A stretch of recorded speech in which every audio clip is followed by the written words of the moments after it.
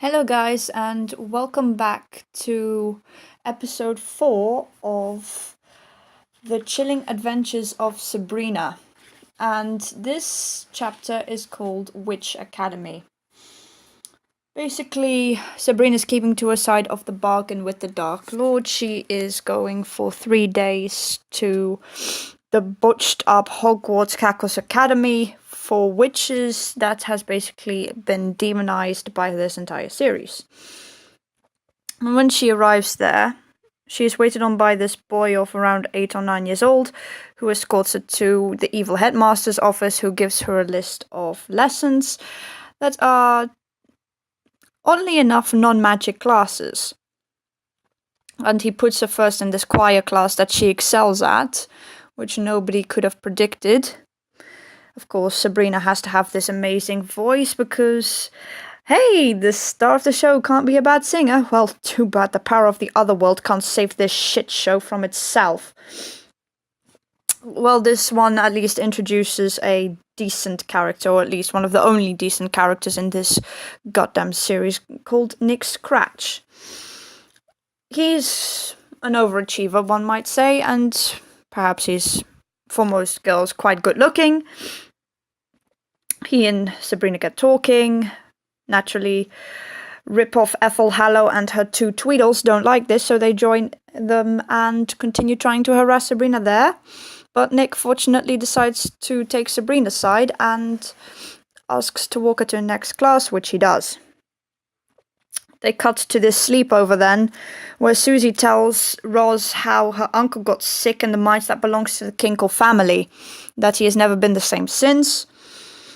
Quite frankly, I could have enjoyed this episode without this little tidbit, but obviously Harvey's little problem with his I have seen the devil when I was a child has to also be incorporated, because this series doesn't do enough to make itself horrendous anyway, so why not add in another brain fart? Or at least they try to work with this one and not like what they did with the witch's murder, huh? Anyway, Sabrina gets woken in the night by rip-off Ethel Hallow and Tweedledum and Tweedledummer. However, she doesn't know this, and the boy Quentin, who met her when she first arrived, shows up out of nowhere and says she can't show fear or she will die, quite frankly. What the Weird Sisters have done is put her in this dark, damp pit called the Witch's Cell, hopefully to ensure that she loses her mind. Only the problem is, Sabrina manages to cast a spell to summon her trusted familiar Salem.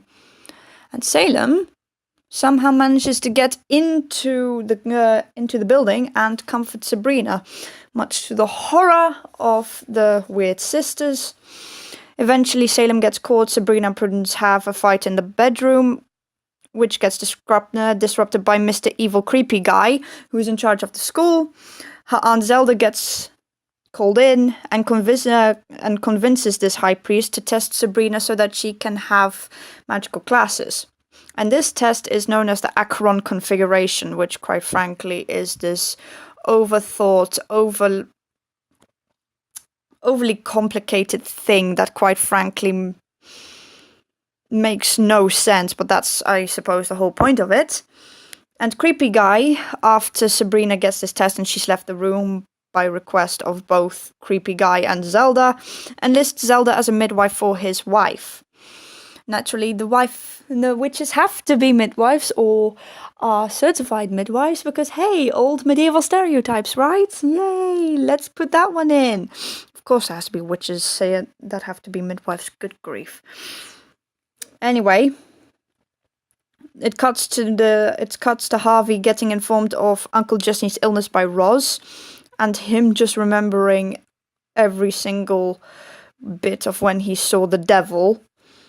And Ambrose goes on an astral date, and I'm just sitting here thinking, we already have this Harvey dude's problems with PTSD, and now we're getting love-struck Ambrose's little gay date as well, and I'm just sitting here thinking, can we have any more overcomplicated side stories? And I'm just sitting here thinking, we could have done with any one of these stories and left another one out. Quite frankly, this is just too much. And yeah, it's character development, but hey, Sabrina's supposed to be the only relevant character in the story, right? No, let's just try to spread it around evenly and make it look like a complete and utter mess. It is a mess, and sometimes I forget little details, and quite frankly, I don't care. When I watch a series, I want to be able to get immersed in it and want to absorb details and not want to forget anything. I have the opposite with this stupid series. The complete opposite. Anyway, it gets worse because the demon Blackwell gets caught. This demon Wardwell gets caught because of a raven spying on the girls in the showers. Great, so this demonic woman has a pervy raven. That's fabulous. Okay. And she simply informs Mr. Creepy Guy that she's following the Dust Lord orders, and he was like, yeah, but this is my jurisdiction, so get back to looking at her aunts and her chums. They're vulnerable. Blah. Again, a scene that could have been missed out. I suppose one of the only scenes that I actually like is where Ambrose finally comes clean to why he actually has house arrest, and that's because of the fact he blew up the Vatican. Or at least attempted to blow up the Vatican. And not only do the psychopomps, these little birds that are little messengers of the dead or guardians of the dead in disguise, arrive to make his date worse. It can't get any more worse because he just dampened the mood by telling his date, who he barely knows, that he blew up or attempted to blow up the Vatican. And I'm sitting here thinking, you're not going to get laid tonight, buddy. I'm sorry, but you're not going to get laid. And I've hoped you have resigned yourself to that fate. Anyway, the events that are happening with Sabrina is that she's being harrowed. That's what the systematic and actually encouraged bullying of students is called. And Sabrina is put in front of this creepy-ass tree, having to face this beast who decides to mimic the voices of her mother and father. She challenges the beast, never turns around, never looks at it directly, which is a good thing, by the way. Otherwise, she would have been a goner. But she stays there until morning, until Quentin finds her, and she tells him to go away because the woods are not safe, and he tells her nothing can harm him anymore. To which he shows her his grave. He was harrowed to death in 1892 by students who like the Weird Sisters, and he is not the only one. Ghosts of all the children, all these harrowed children appear, and they're from different ages. They're from the 1920s, the 1930s, even the 1940s. One is even from around 1700, if I look at her dress correctly. It's been happening for centuries, and children have been dying centuries, and Sabrina calls her aunts about this. And they at first don't believe this, but when she tells them that the Weird Sisters are doing the same thing to her, they immediately come. Naturally, evil Dumbledore doesn't object to the harrowing until Zelda uses his own children against him, saying how would he like it if it was his children at the other spectrum of the harrowing. Naturally, it cuts away to them deciding to take matters into their own hands, and Sabrina takes Zelda and Hilda to see these children. And Hilda, who was harrowed possibly almost to death by her own sister, knows exactly what these children wanted. That is a simple case of vengeance. So she gives them permission to avenge their harrowings. This is one of the only actually good storylines and scenes in this entire series. Unfortunately, it then gets ruined by another cut to Harvey and his moment of trying to find out the truth about what was in the mines by trying to talk to Susie's uncle. Things don't go quite according to plan. Susie's uncle attacks him. Well, no, duh. He's ill. Leave him alone, you stupid boy. If you know someone has gone crazy from an event that they could not possibly comprehend, the one thing you don't do is actually try to make them relive it. I swear, A sack full of sawdust is more intelligent than this boy, and quite frankly, if I had to pick a ship, which I don't like doing, I really hope Sabrina comes to her senses and picks Nicholas, because Harvey is just dull as dishwater. He's mundane. I don't like him at all. He has no brain, he has no logical thinking, and quite frankly, he's piney as hell. And I hate that in men. I absolutely don't like that. It's a personal thing. I don't know what you guys think about Harvey, but I don't like him. I think he's a waste. I like the Harvey from the original series better. Anyway, Zelda eventually apologizes to her sister, which I find a rather touching moment, and one of the only moments I actually felt genuinely absorbed into the story. Which then gets me into my second favorite part, following that, which is when Sabrina lures the Weird Sisters into a trap set by the Harrow children and herself. They were about to hang Sabrina from a tree, and the Harrow children appear, and they cast this spell, linking hands, looking to the ground, and ensure that the spell strangles the Weird Sisters in the way that they were going to strangle Sabrina, and how the 13 witches of the witch trials were executed.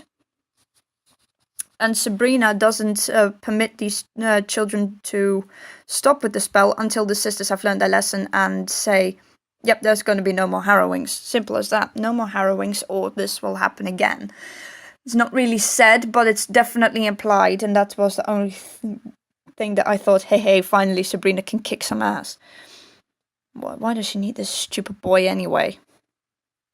If only she wasn't so petty, and she would make an amazing witch. Too bad this series has cocked it up for itself.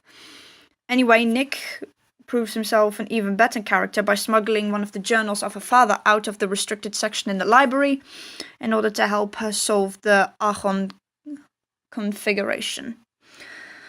And Miss Wardwell, who had come to Sabrina's house to supposedly use the mortuary for its skills, decides to spy on Sabrina from the enchanted mirrors. Of course, she was there for a spell to ensure that all the enchanted mirrors... Basically, she was there to enchant mirrors. Let's leave it at that.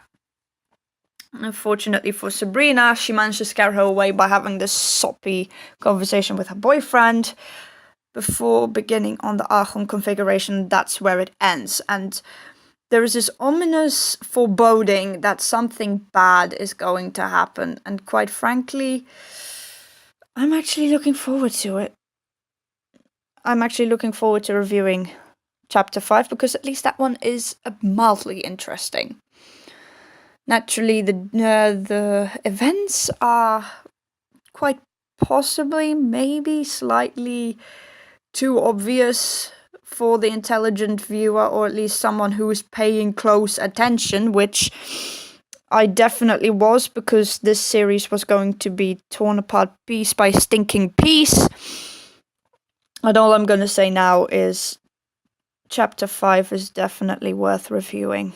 Definitely one of the ones worth watching anyway. But that's about it. And all I'm going to say is this. I have to work really, really hard right now to make sure that I get this entire series recorded before this godforsaken thing gets taken down from Netflix. Fortunately, there's been so much controversy, so much unpleasant feelings being stirred up by this series that Netflix is actually considering taking it down. And I couldn't be happy about it, because finally Netflix has come to its senses. But that's what you get. Botch up someone's way of thinking, botch up a good story. You're going to pay the price for it. Doesn't matter how much money you have. Couldn't be more satisfied about it. Okay, so this was Chapter 5. This was Chapter 4. I'm so sorry, I'm a little tired. And I hope you guys have a good one. Like, subscribe. Let me know what you think. Let me know what your thoughts are in general about this. So this is Raven Rose signing off.